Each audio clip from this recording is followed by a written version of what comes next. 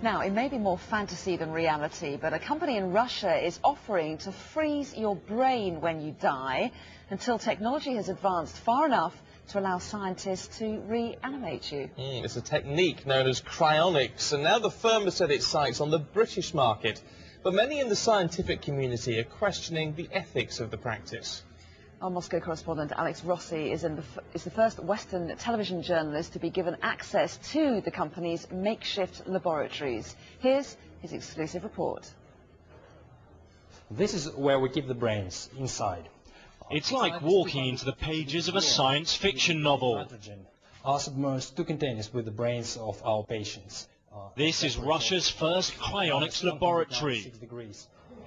This is the metal container that the brain can be stored in. The company called KrioRus is in the business of freezing human brains.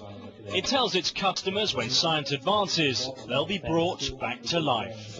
Information about your personality and your memories is preserved in your brain, and if you freeze it in liquid nitrogen and do not allow the decomposition to start, you can later reanimate the brain, grow a new body, and subjectively to the patient it would be like living the life resuming from the moment of death.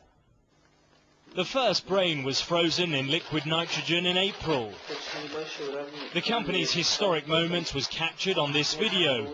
Patients pay £5,000 for this process and then an additional $300 a year for storage. The company promises its clients they'll be able to have 2 services when they die. A funeral, and their body will end up in a cemetery, and then decades later, when science catches up, they'll be able to have another ceremony when their brain is reanimated.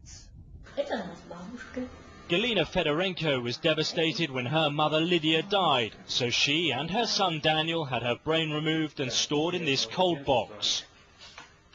They then delivered Lydia to KrioRus for deep freezing.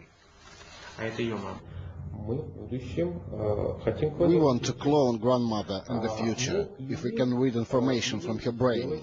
Alternatively, she will have a cybernetic body created for her, like in the film Terminator.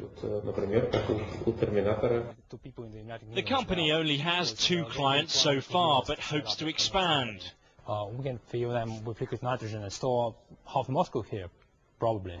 Managing Director Danila Medvedev says he's now advertising in the United Kingdom and Western Europe. I get the feeling that you haven't really got very much money behind the company. It turns out that you can freeze the brain for peanuts and store it quite cheaply, even at home, just paying for dry ice. And you can start a Cryonics company with just a few thousands of dollars. But many leading experts in the field of cryobiology, the scientific study of how organisms behave at low temperatures, are extremely skeptical. It is seen as a fantasy. Of course, the personality will not be stored as a person, as a unique person who has his history, his brain, his mentality, his dreams, and so on and so on. Everything definitely will disappear. Cryonics, though, continues to have its believers. Galina and Daniel Fedorenko are also planning to have their brains frozen when they die. This, then, is not the final goodbye. They hope one day their family will be reunited in an afterlife on Earth. Alex Rossi, Sky News, Moscow.